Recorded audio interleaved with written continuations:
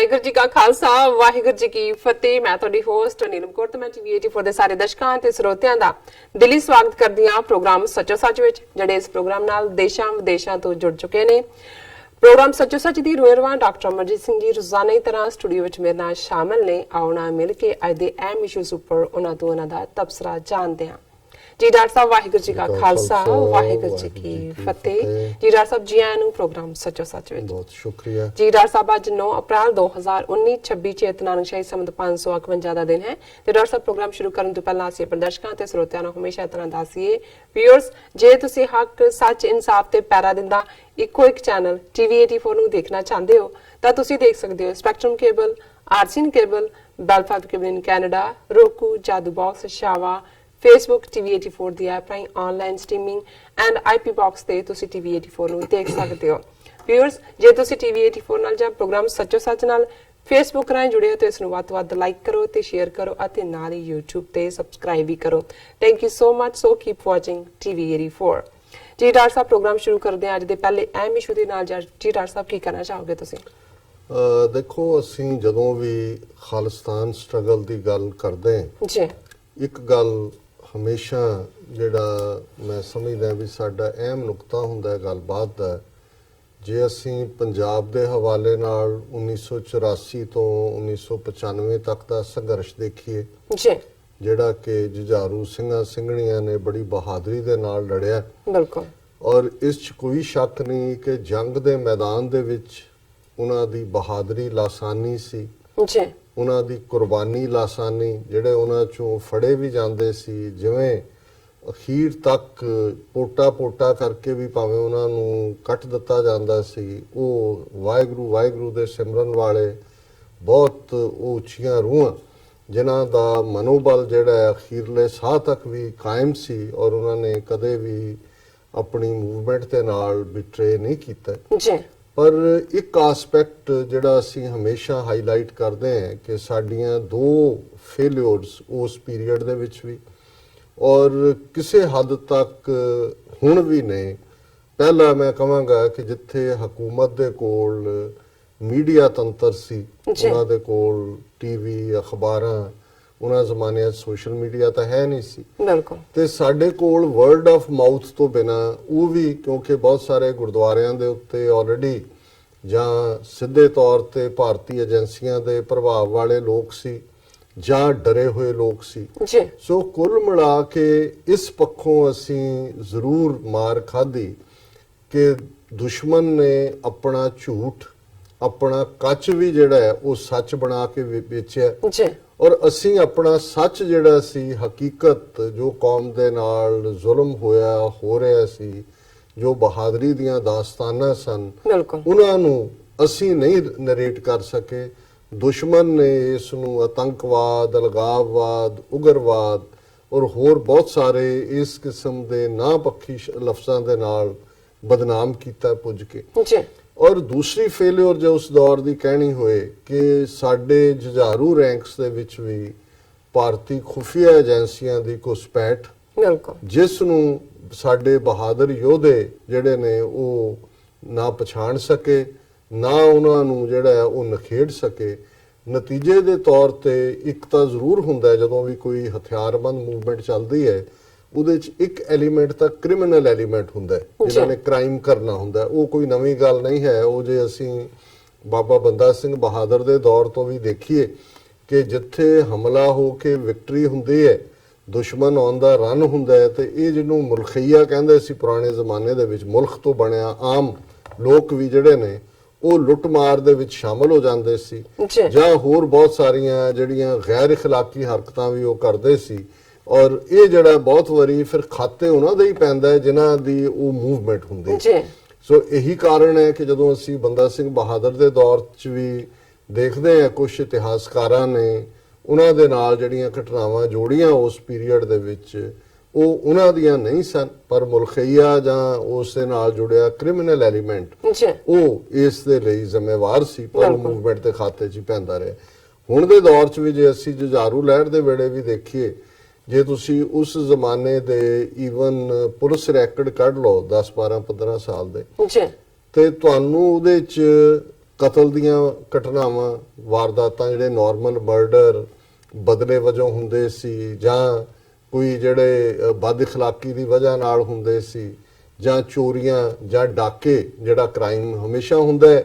ਔਰ ਪੰਜਾਬ ਦੇ ਜਿਨ੍ਹਾਂ ਜ਼ਿਲ੍ਹਿਆਂ ਦੇ ਵਿੱਚ ਜੁਝਾਰੂ ਲਹਿਰ ਦਾ ਜ਼ੋਰ ਰਿਹਾ, ਉਹਨਾਂ ਦੇ ਵਿੱਚ ਵੈਸੇ ਵੀ ਦੂਸਰਾ ਵੀ ਪਹਿਲਾਂ ਕ੍ਰਾਈਮ ਰਿਹਾ ਜੀ, ਲੇਕਿਨ ਤੁਹਾਨੂੰ ਇਸ 12-15 ਸਾਲਾਂ 'ਚ ਉਹ ਘਟਨਾਵਾਂ ਬਿਲਕੁਲ ਨਹੀਂ ਮਿਲਣਗੀਆਂ, ਬਿਲਕੁਲ, ਕਿਉਂਕਿ ਜਿਹੜੀਆਂ ਉਹਨਾਂ ਦੀਆਂ ਅਪਰਾਧੀ ਘਟਨਾਵਾਂ ਵੀ ਸਨ, ਉਹ ਵੀ ਦੁਸ਼ਮਣ ਨੇ ਜੁਝਾਰੂਆਂ ਦੇ ਖਾਤੇ 'ਚ ਪਾਈਆਂ। ਔਰ ਕਿਸੇ ਹੱਦ ਤੱਕ ਜੇ ਉਹਨਾਂ ਕ੍ਰਿਮੀਨਲਸ ਨੂੰ ਇਹ ਲੱਗਾ ਕਿ ਵੀ ਵੈਸੇ ਬਣ ਕੇ ਲਟੇਰੇ ਜਾਣ ਨਾਲੋਂ ਚੰਗਾ ਜੇ ਸਿੰਘਾਂ ਦੇ ਬਾਣੇ 'ਚ ਜਾਓ, ਤੇ ਡਰ ਵੀ ਸੀ ਲੋਕਾਂ ਦੇ ਵਿੱਚ ਤੇ ਪਿਆਰ ਵੀ ਸੀ। ਸੋ ਦੋਨੋਂ ਤਰ੍ਹਾਂ ਦੇ ਨਾਲ ਹੀ ਉਹਨਾਂ ਦੀਆਂ ਜਿਹੜੀਆਂ ਕ੍ਰਿਮੀਨਲ ਐਕਟੀਵਿਟੀਜ਼ ਨੇ ਉਹ ਵੀ ਸਾਡੇ ਖਾਤੇ 'ਚ ਪਈਆਂ। ਪਰ ਜਿਹੜੀ ਵਰਸਟ ਹੈ, ਕ੍ਰਿਮੀਨਲ ਨੂੰ ਤਾਂ ਸ਼ਾਇਦ ਬਹੁਤ ਵਾਰੀ ਰੋਕਿਆ ਨਹੀਂ ਜਾ ਸਕਦਾ, ਔਰ ਜਿਹਦੇ ਸਿੰਘਾਂ ਨੂੰ ਪਤਾ ਵੀ ਲੱਗਦਾ ਸੀ, ਉਹਨਾਂ ਨੂੰ ਚੈੱਕ ਕਰ ਦਿੰਦੇ ਸੀ ਉੱਥੇ।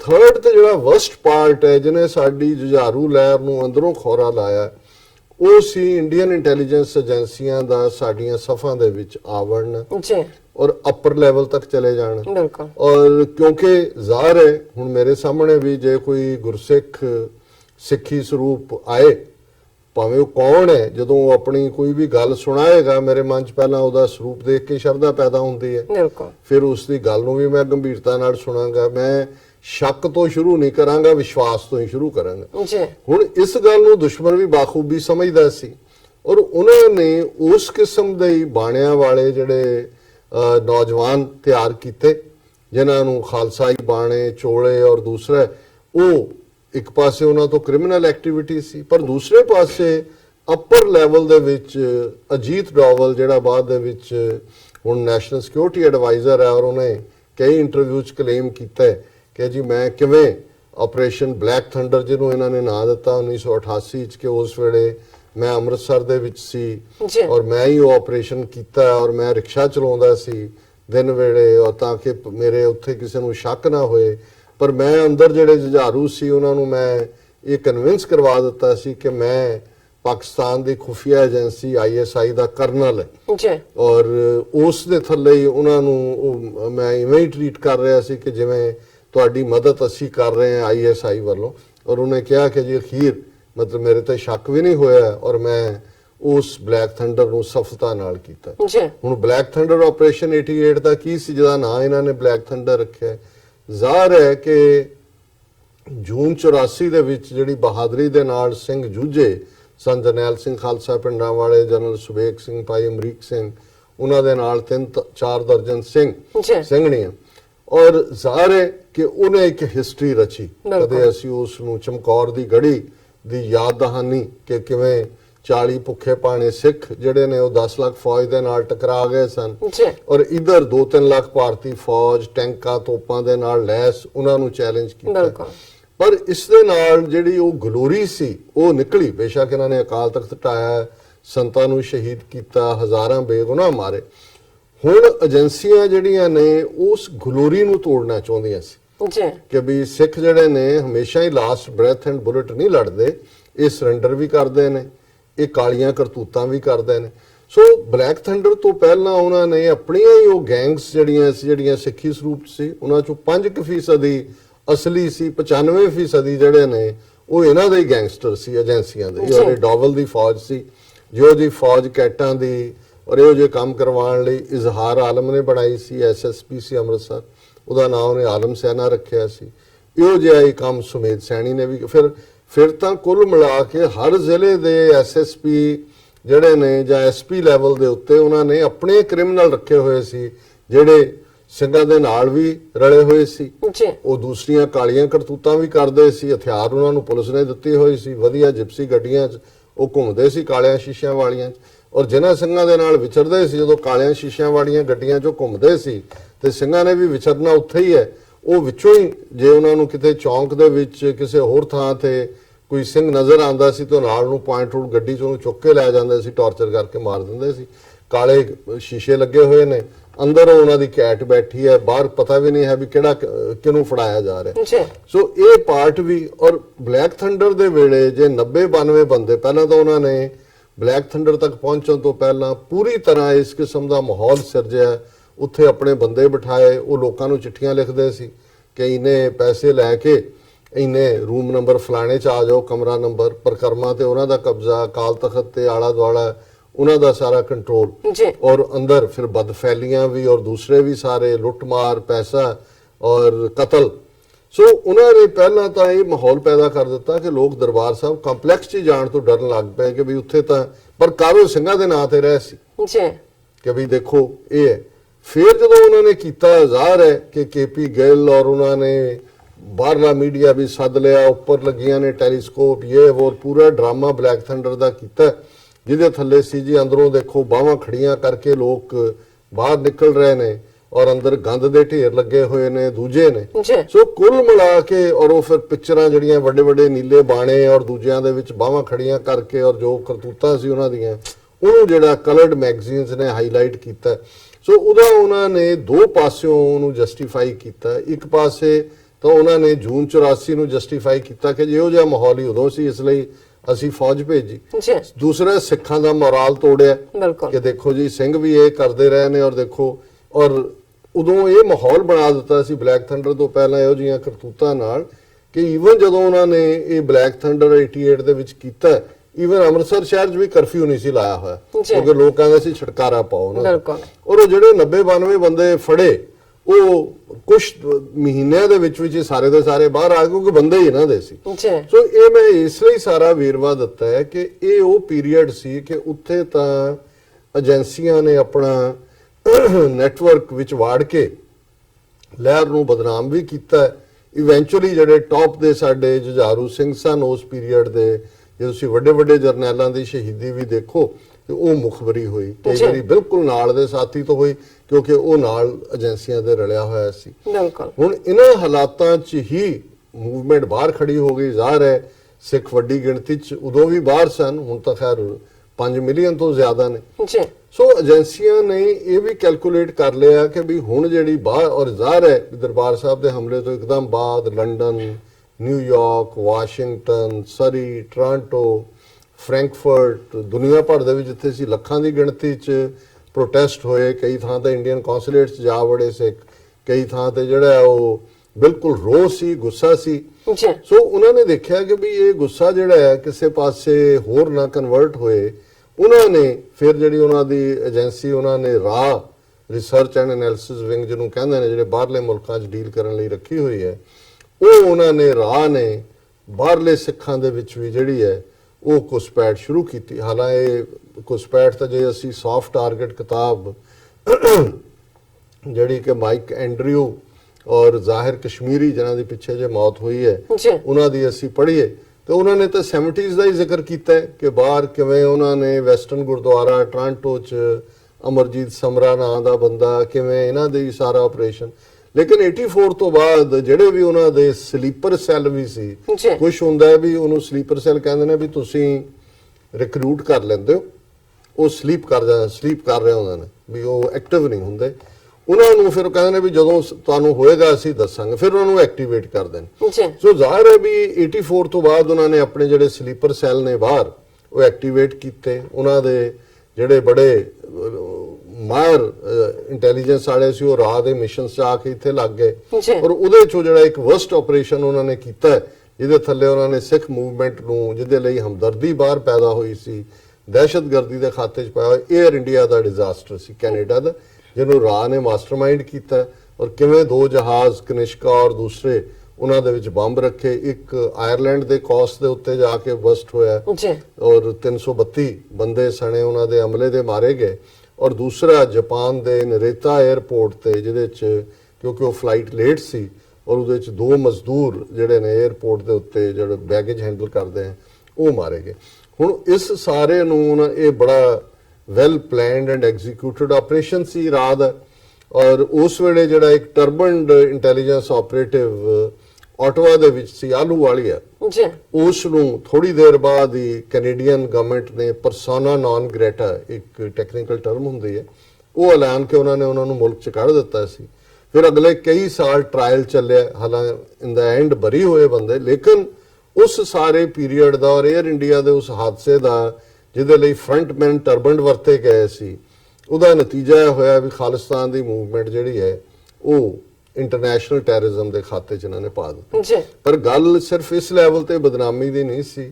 ਜੇ ਸਾਨੂੰ ਲੱਗਦਾ ਹੈ ਵੀ ਗੁਰਦੁਆਰੇ ਸਾਡੇ ਲਈ ਧਾਰਮਿਕ ਤੌਰ ਤੇ ਰੂਹਾਨੀ, ਸਮਾਜਿਕ, ਸਿਆਸੀ, ਈਵਨ ਲੋੜ ਵੇਲੇ ਇਹੀ ਸਾਡੇ ਪਨਾਹਗਾਹਾਂ ਵੀ ਨੇ, ਇਹੀ ਸਾਡੇ ਪ੍ਰੇਰਨਾ ਸਰੋਤ ਵੀ ਨੇ, ਸਾਡੀਆਂ ਇਬਾਦਤ ਗਾਹਾਂ ਵੀ ਨੇ ਬਿਲਕੁਲ ਔਰ ਸਾਡਾ ਆਸਰਾ ਵੀ ਨੇ, ਜੀ ਤੇ ਫਿਰ ਏਜੰਸੀਆਂ ਨੇ ਵੀ ਇਹਨਾਂ ਨੂੰ ਹੀ ਟਾਰਗੇਟ ਕੀਤਾ। ਔਰ ਇਸ ਸਾਰੇ ਦੌਰ ਦੇ ਵਿੱਚ ਗੁਰਦੁਆਰਿਆਂ ਦੇ ਵਿੱਚ ਬੜੀ ਤੇਜ਼ੀ ਦੇ ਨਾਲ ਉਹਨਾਂ ਨੇ ਰਿਕਰੂਟਮੈਂਟ ਕੀਤੀ। ਕਈ ਮਾਮਲਿਆਂ 'ਚ ਗੁਰਦੁਆਰਿਆਂ ਦੇ ਪ੍ਰਧਾਨ ਸਕੱਤਰ ਹੀ ਇਹਨਾਂ ਦੇ ਲਈ ਕੰਮ ਕਰਨ ਵਾਲੇ ਬਣ ਗਏ ਔਰ ਇਹ ਟ੍ਰੈਂਡ ਮੁੱਕਿਆ ਨਹੀਂ ਹੈ। ਬਹੁਤ ਵਾਰ ਜਦੋਂ ਸਾਡੇ ਕਈ ਭੈਣਾਂ ਭਰਾਵਾਂ ਨੂੰ ਲੱਗਦਾ ਹੁੰਦਾ ਹੈ ਕਿ ਜੀ ਇਹ ਕੀ ਗੁਰਦੁਆਰਿਆਂ 'ਚ ਝਗੜੇ ਹੋ ਗਏ, ਉੱਥੇ ਸਭ ਸਮੂਥ ਚੱਲ ਰਿਹਾ ਸੀ, ਇੱਕਦਮ ਕੁਝ ਹੋ ਗਿਆ, ਮੁਕੱਦਮੇਬਾਜ਼ੀ ਹੋ ਗਈ, ਜੰਦੇ ਲੱਗ ਗਏ, ਫਿਰ ਤੁਸੀਂ ਜੇ ਧਿਆਨ ਨਾਲ ਦੇਖੋਗੇ ਬਹੁਤ ਵਾਰੀ ਲੱਗੇ ਕਈ ਕਹਿਣਗੇ ਜੀ ਹੋਮ ਹੈ ਜੀ, ਭੁੱਖ ਹੈ ਜੀ ਚੌਧਰ ਦੀ, ਕਿ ਜੀ ਫਲਾਣਾ ਹੈ ਜੀ, ਕਈ ਕਹਿਣਗੇ ਜੀ ਸਿਰਫ ਕੀਰਤਨ ਹੀ ਕਰੋ ਜੀ, ਲੈਕਚਰ ਹੋਣ ਹੀ ਨਾ। ਸਾਡੇ ਗੁਰਦੁਆਰੇ 'ਚ ਲੈਕਚਰ ਨਹੀਂ ਹੁੰਦੇ, ਇਸ ਲਈ ਝਗੜਾ ਨਹੀਂ ਹੁੰਦਾ। ਅਜੇ ਕੋਈ ਨਵਾਂ ਮਹੰਤ ਨਹੀਂ ਆਇਆ ਵੀ ਝਗੜਾ ਨਹੀਂ ਹੋਇਆ, ਕੋਈ ਨਵਾਂ ਗ੍ਰੰਥੀ ਨਹੀਂ ਆਇਆ ਜਿਹੜਾ ਪੁਰਾਣੇ ਨੂੰ ਕੱਢਣ ਨੂੰ ਲੈ ਕੇ ਝਗੜਾ ਕਰੇ। ਲੇਕਿਨ ਤੁਹਾਨੂੰ ਇਹ ਲੱਗੇਗਾ ਜਿੱਥੇ ਵੀ ਤੁਹਾਡੀ ਕੋਈ ਪੰਥ ਦੀ ਗੱਲ ਹੁੰਦੀ ਹੈ ਉੱਥੇ ਉਹਨਾਂ ਨੇ ਆਪਣਾ ਵਿੱਚ ਬੰਦਾ ਫਿੱਟ ਕੀਤਾ ਹੁੰਦਾ ਇੱਕ ਅੱਧਾ, ਉਹ ਐਸਾ ਝਗੜੇ ਵਾਲੀ ਗੱਲ ਪਾ ਦੇਗਾ ਕਿ ਤੁਸੀਂ ਟਕਰਾਅ ਬਿਨਾਂ ਰਹੋਗੇ ਨਹੀਂ, ਫਿਰ ਮੁਕੱਦਮਿਆਂ 'ਚ ਰਹੋ। ਤੇ ਉਹ ਐਨ ਟਕਰਾਅ ਵਾਲੀਆਂ ਫੋਟੋਆਂ ਫਿਰ ਅਖਬਾਰਾਂ ਦੇ ਫਰੰਟ ਪੇਜਾਂ ਤੇ ਹੁੰਦੀਆਂ ਜੀ, ਦੇਖੋ ਸਿੱਖਾਂ ਦੀਆਂ ਪੱਗਾਂ ਲਾ ਰਹੇ ਨੇ, ਦੂਜਾ ਕਰ ਰਹੇ ਨੇ। ਫਿਰ ਉਹਨਾਂ ਦੀ ਦੂਜੀ ਕਲਾਸ ਖੜੀ ਹੋ ਜਾਂਦੀ ਹੈ ਜਿਹੜੀ ਹੁਣ ਸੋਸ਼ਲ ਮੀਡੀਆ ਤੇ ਵੀ ਹੈ, ਤੇ ਦੇਖੋ ਜੀ ਇਹ ਸਿੱਖ ਰਾਜ ਮੰਗਦੇ ਨੇ ਖਾਲਿਸਤਾਨ, ਗੁਰਦੁਆਰੇ ਉਹਨਾਂ ਤੋਂ ਰਨ ਨਹੀਂ ਹੁੰਦੇ, ਜੇ ਗੁਰਦੁਆਰੇ ਨਹੀਂ ਚਲਾ ਸਕਦੇ ਰਾਜ ਕਿਵੇਂ ਚਲਾਉਣਗੇ। ਸੋ ਇਹ ਜਿਹੜੀ ਮੂਵਮੈਂਟ ਹੈ ਅਸੀਂ ਦੇਖ ਰਹੇ ਹਾਂ ਹੁਣ, ਜਦੋਂ ਦਾ ਪਿਛਲੇ ਸਾਲ ਦਾ ਡਾਇਸਪੋਰਾ ਸਿੱਖਾਂ ਨੇ ਭਾਰਤੀ ਡਿਪਲੋਮੈਟਸ, ਕੌਂਸੂਲੇਟਸ ਔਰ ਇਹਨਾਂ ਸਾਰਿਆਂ ਦੇ ਉੱਤੇ ਪਾਬੰਦੀ ਲਾਈ ਹੈ ਗੁਰਦੁਆਰਿਆਂ 'ਚ ਆਉਣ ਤੇ ਕਿ ਵੀ ਐਡਰੈਸ ਨਹੀਂ ਕਰ ਸਕਦੇ, ਤੁਸੀਂ ਦੇਖੋਗੇ ਕਿ ਉਹਨਾਂ ਆਪਣੇ ਕੁਛ ਤਾਂ ਸਲੀਪਰ ਮੋਡ ਵਾਲੇ ਜੇ ਰੱਖੇ ਨੇ, ਕੁਛ ਉਹਨਾਂ ਨੇ ਐਕਟਿਵ ਕੀਤੇ ਦੱਸਣ ਦੇ ਲਈ ਕਿ ਸਾਡੀ ਪ੍ਰੈਜ਼ੈਂਸ ਹੈ। ਜਿਵੇਂ ਸਾਡੇ ਇੱਕ ਵੀਰ ਨੇ ਲਿਖਿਆ ਸੀ ਕਿ ਕੈਨਬਰਾ ਆਸਟ੍ਰੇਲੀਆ 'ਚ ਉੱਥੋਂ ਦੇ ਕੌਂਸਲਰ ਜਾਂ ਹਾਈ ਕਮਿਸ਼ਨ ਜੋ ਵੀ ਸੀ ਉਹਨੂੰ ਸੱਦ ਕੇ ਗੁਰਦੁਆਰੇ 'ਚ ਪੱਗ ਬੰਨੀ ਹੈ ਦੱਸਣ ਦੇ ਲਈ ਕਿ ਜੀ ਅਸੀਂ ਇੱਥੇ ਹਾਂ। ਕਈ ਥਾਵਾਂ ਤੇ ਅਸੀਂ ਦੇਖਦੇ ਹਾਂ ਕਿ ਤੁਸੀਂ ਚੰਗੀ ਐਕਟੀਵਿਟੀ ਕਰ ਰਹੇ ਹੁੰਦੇ ਹੋ, ਉੱਥੇ ਆ ਕੇ ਕਹਿਣਗੇ ਜੀ ਜਦੋਂ ਕੋਈ ਖਾਲਿਸਤਾਨ ਕਹਿੰਦਾ ਹੈ ਜੀ ਜਾਂ ਫਰੀडम ਕਹਿੰਦਾ ਹੈ ਤੇ ਉਹਦੇ ਨਾਲ ਜਿਹੜਾ ਹੈ ਨਾ ਸੰਗਤ ਘਟ ਜਾਂਦੀ ਹੈ ਜੀ, ਅਸੀਂ ਫਰੀडम ਨਾ ਕਹੀਏ, ਇਹਨੂੰ ਇਵੇਂ ਹੀ ਰੱਖ ਦਈਏ। ਇਹੀ ਹਾਲ ਗੁਰਦੁਆਰਿਆਂ 'ਚੋਂ ਜਿੱਥੇ ਤਸਵੀਰਾਂ ਜੁਝਾਰੂਆਂ ਦੀਆਂ ਲਾਉਣ ਦੀ ਗੱਲ ਹੋਏਗੀ ਇਹੀ ਆਰਗੂਮੈਂਟ ਹੋਏਗਾ। ਇਹ ਕਈ ਤਾਂ ਇੱਥੋਂ ਤੱਕ ਵੀ ਨੇ ਜਿਹੜੇ, ਚਲੋ ਜੁਝਾਰੂਆਂ ਦੀ ਗੱਲ ਤਾਂ ਛੱਡੋ, ਜੇ ਭਾਈ ਤਾਰੂ ਸਿੰਘ ਸ਼ਹੀਦ ਜਾਂ ਭਾਈ ਸੁਬੇਕ ਸਿੰਘ, ਸ਼ਾਹਬਾਜ਼ ਸਿੰਘ ਜਿਨ੍ਹਾਂ ਨੇ ਬੜੇ ਜਿਹੜੇ ਨੇ ਤਸੀਹੇ ਸੇ, ਉਹਨਾਂ ਦੀਆਂ ਤਸਵੀਰਾਂ ਜ਼ਾਹਿਰ ਹੈ ਕਿ ਗ੍ਰਾਫਿਕਸ ਨੇ, ਉਹ ਕਹਿਣਗੇ ਜੀ ਇਹ ਲਾ ਹੀ ਦਿਓ, ਸਾਡੇ ਬੱਚੇ ਡਰ ਜਾਂਦੇ ਨੇ। ਔਰ ਇਹ ਇਸ ਕਿਸਮ ਦੇ ਵਾਕਿਆਤ ਬਹੁਤ ਸਾਰੇ ਦੇਖਣ ਨੂੰ ਆਣਗੇ। ਕਈ ਥਾਂ ਤੇ ਲੱਗੀਆਂ ਤਸਵੀਰਾਂ ਲੁਹਾਉਣ ਦੀ ਲਾਈਨ ਹੈ, ਕਿਉਂਕਿ ਉਹ ਵੀ ਜਾ ਕੇ ਰਿਪੋਰਟ ਕਰਦੇ ਨੇ, ਦੇਖੋ ਜੀ ਹੁਣ ਸਾਡਾ ਗੁਰਦੁਆਰਾ ਖਾਲਿਸਤਾਨੀ ਨਹੀਂ ਰਿਹਾ, ਅਸੀਂ ਤਸਵੀਰਾਂ ਲਾ ਦਿੱਤੀਆਂ ਨੇ ਜਿਹੜੀਆਂ ਲੱਗੀਆਂ ਹੋਈਆਂ ਸੀ। ਹੁਣ ਕੁੱਲ ਮਿਲਾ ਕੇ ਇਹ ਸਾਰੀ ਇਸ ਵੇਲੇ ਜਿਹੜੀ ਲੜਾਈ ਹੈ ਭਾਰਤੀ ਏਜੰਸੀਆਂ ਦੀ, ਉਹ ਡਾਇਸਪੋਰਾ ਸਿੱਖਾਂ ਦੇ ਨਾਲ ਫੁੱਲ ਸਕੇਲ ਹੈ ਔਰ ਉਹਦੇ 'ਚ ਕਈ ਵਾਰ ਉਹ ਇੰਨੇ ਡੈਸਪਰੇਟ ਨੇ ਕਿਉਂਕਿ ਬਾਹਰ ਖਾਲਿਸਤਾਨ ਦੀ ਲਹਿਰ ਜਿਹੜੀ ਹੈ ਇਸ ਵੇਲੇ 5 ਮਿਲੀਅਨ ਸਿੱਖ ਦੁਨੀਆ ਭਰ 'ਚ ਜਿਹੜਾ ਹੈ ਉਹ ਪੂਰਾ ਜਾਗਰੂਕ ਹੈ। ਔਰ ਰੈਫਰੈਂਡਮ 2020 ਦੀ ਗੱਲ ਹੋਏ, ਖਾਲਿਸਤਾਨ ਦੀ ਆਜ਼ਾਦੀ ਦੀ ਹੋਏ, ਜਾਂ ਅੱਜ ਵੀ ਜੇ ਬੀਬੀ ਪਰਮਜੀਤ ਕੌਰ ਖਾਲੜਾ ਜਿਹੜੇ ਨੇ ਉੱਥੋਂ ਉਮੀਦਵਾਰ ਨੇ ਖਡੂਰ ਸਾਹਿਬ ਸੀਟ ਤੋਂ, ਤੇ ਬਾਹਰ ਸਿੱਖਾਂ ਦੇ ਵਿੱਚ ਇੱਕ ਪਾਰਟ ਹੈ ਕਿ ਭਾਈ ਹੁਣ ਜੇ ਖਾਲੜੇ ਦੀ ਗੱਲ, ਜਸਵੰਤ ਸਿੰਘ ਖਾਲੜਾ ਨੂੰ ਅਣਪਛਾਤੀ ਲਾਸ਼ 1995 ਚ ਬਣਾ ਦਿੱਤਾ। ਹੁਣ ਜੇ 24 ਸਾਲ ਬਾਅਦ ਇੱਕ ਸਿੰਘਣੀ ਵੱਲ ਸਤਕਾਰ ਦੀਆਂ ਨਿਗਾਹ ਨਾਲ ਸਿੱਖ ਦੇਖਦੇ ਨੇ ਕਿ ਭਾਈ ਇਹ ਸ਼ਹੀਦ ਦੀ ਪਤਨੀ ਹੈ, ਫਿਰ ਹਿਊਮਨ ਰਾਈਟਸ ਮੁੱਕੇ ਤੇ ਨਹੀਂ। ਹਿਊਮਨ ਰਾਈਟਸ ਦੀ ਗੱਲ ਵੀ ਜਾਰੀ ਹੈ ਤੇ ਬੀਬੀ ਪਰਮਜੀਤ ਕੌਰ ਨੇ ਵੀ ਆਪਣੇ ਪਤੀ ਦੇ ਮਿਸ਼ਨ ਨੂੰ ਜਾਰੀ ਰੱਖਿਆ।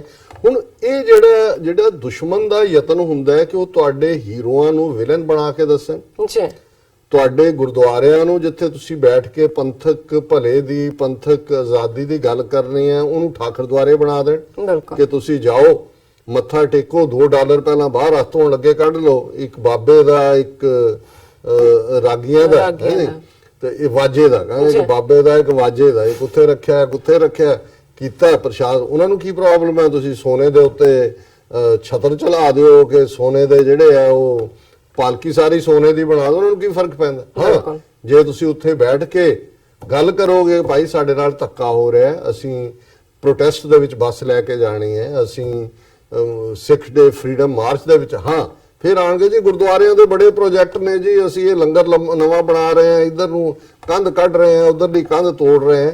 ਉਦੋਂ ਉਹ ਜਿਹੜੀਆਂ ਸਾਰੀਆਂ ਆਪਣੇ ਆਪ ਨੂੰ ਬੜੇ ਅਦਰਵਾਈਜ਼ ਬੜੇ ਬਾਣੇ ਦੇ ਵਿੱਚ ਉੱਥੇ ਆ ਕੇ ਤੁਹਾਨੂੰ ਬਲੌਕ ਕਰ ਦੇਣਗੇ। ਇਹ ਨਾ ਹੋਏ ਤੇ ਸਾਨੂੰ ਇਹ ਤੁਹਾਨੂੰ ਨਾ ਕਹਿਣਾ ਪਏ ਰੋਜ਼ ਕੇ ਜੀ ਟੀਵੀ 84 ਕਿਵੇਂ ਚੱਲਦਾ ਰੱਖਣਾ ਹੈ, ਤੁਸੀਂ ਡੋਨੇਟ ਕਰੋ। ਬਿਲਕੁਲ। ਜੇ ਗੁਰਦੁਆਰੇ ਜੇ 200 ਤੋਂ ਵੱਧ ਅਮਰੀਕਾ 'ਚ ਗੁਰਦੁਆਰੇ ਨੇ, ਕਿਉਂ ਨਹੀਂ 1000 2000 3000 ਡਾਲਰ ਹਰ ਗੁਰਦੁਆਰਾ ਪੰਥ ਦੇ ਨਾਂ ਤੇ ਕੱਢੇ ਕਿ ਇਹ ਨਹੀਂ ਹੈ ਇੱਕ ਨੂੰ ਜਿਹੜਾ ਵੀ ਪੰਥਕ ਮੀਡੀਆ ਦੀ ਗੱਲ ਹੋਏ, ਜਿਹੜੇ ਪੰਥਕ ਪਰਿਵਾਰ ਜਿਨ੍ਹਾਂ ਨੇ ਸਫ਼ਰ ਕੀਤਾ ਉਹਨਾਂ ਦੇ ਬੱਚੇ ਬੱਚੀਆਂ ਨੂੰ ਉੱਥੇ ਸਕਾਲਰਸ਼ਿਪ ਹੋਏ, ਉਹਨਾਂ ਦੀਆਂ ਹੋਰ ਲੋੜਾਂ ਨੇ ਉਹ ਪੂਰੀਆਂ ਹੋਣ। ਪਰ ਉੱਥੇ ਤੁਸੀਂ ਦੇਖੋਗੇ ਉਹ ਲੋਕ ਬੈਠੇ ਨੇ ਜਿਹੜੇ ਐਸੇ ਪ੍ਰੋਜੈਕਟ ਕਢਵਾ ਦੇਣਗੇ, ਇਹ ਨਾਲ ਲੱਗਦੀ ਬਿਲਡਿੰਗ ਵੀ ਲੈ ਲਓ ਜੀ, ਇੰਨਾ ਲੋਨ ਲੈ ਲਓ। ਕੋਈ ਗੁਰਦੁਆਰਾ ਐਸਾ ਨਹੀਂ ਹੋਏਗਾ ਜਿਹਦੇ ਤੇ ਲੋਨ ਨਾ ਹੋਏ, ਬਹੁਤ ਘੱਟ ਹੋਣਗੇ। ਤੇ ਜਿਹੜਾ ਨੇ ਫ੍ਰੀ ਕੀਤੇ ਹੋਏ ਨੇ ਉੱਥੇ ਝਗੜਾ ਹੁੰਦਾ, ਉਹਨਾਂ ਨੂੰ ਹੁੰਦਾ ਕਿ ਕਬਜ਼ਾ ਕਰ ਲਓ, ਇੱਥੇ ਕਿਹੜਾ ਕੋਈ ਕਰਜ਼ਾ ਦੇਣਾ ਪੈਂਦਾ।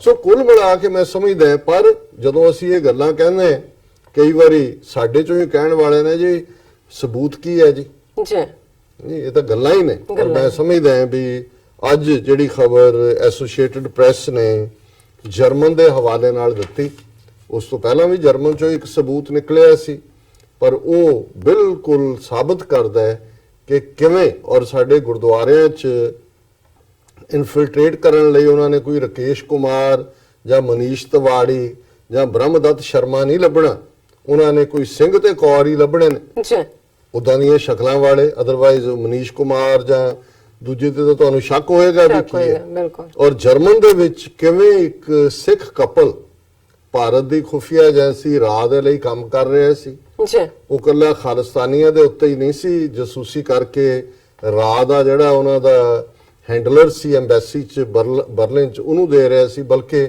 ਕਸ਼ਮੀਰੀਆਂ ਦੇ ਉੱਤੇ ਵੀ ਕਰ ਰਿਹਾ ਸੀ। ਔਰ ਜਰਮਨ ਦੀ ਜਿਹੜੀ ਆਪਣੀ ਇੰਟੈਲੀਜੈਂਸ ਏਜੰਸੀ ਹੈ, ਜਿਹੜੀਆਂ ਕਿ ਇਹਨਾਂ ਦੀਆਂ ਐਮਬੈਸੀਆਂ ਦਾ ਵੀ ਸਾਰਿਆਂ ਦੀਆਂ ਐਮਬੈਸੀਆਂ ਤੇ ਅੱਖ ਰੱਖਦੀਆਂ ਨੇ ਕਿ ਕੋਈ ਦੇਸ਼ ਦੇ ਵਿੱਚ ਕੋਈ ਐਸੀ ਕਾਰਵਾਈ ਤਾਂ ਨਹੀਂ ਹੋ ਰਹੀ। ਜੇ ਕੈਨੇਡਾ ਦੀ ਇੰਟੈਲੀਜੈਂਸ ਏਜੰਸੀ ਸੀਸਸ ਜਾਗਰੂਕ ਹੁੰਦੀ, ਬੇਈਮਾਨ ਨਾ ਹੁੰਦੀ, ਅੱਖ ਰੱਖੀ ਹੁੰਦੀ ਤੇ 332 ਬੇਗੁਨਾਹ ਮੁਸਾਫਰ ਨਾ ਮਾਰੇ ਜਾਂਦੇ, 2 ਜਹਾਜ਼ ਨਾ ਤਬਾਹ ਹੁੰਦੇ, ਤੇ ਸਿੱਖਾਂ ਦੇ ਉੱਤੇ ਜਿਹੜਾ ਬਦਨਾਮੀ ਦਾ ਟਿੱਕਾ ਇਹਨਾਂ ਨੇ ਲਾਇਆ ਇਹ ਨਾ ਲੱਗਦਾ।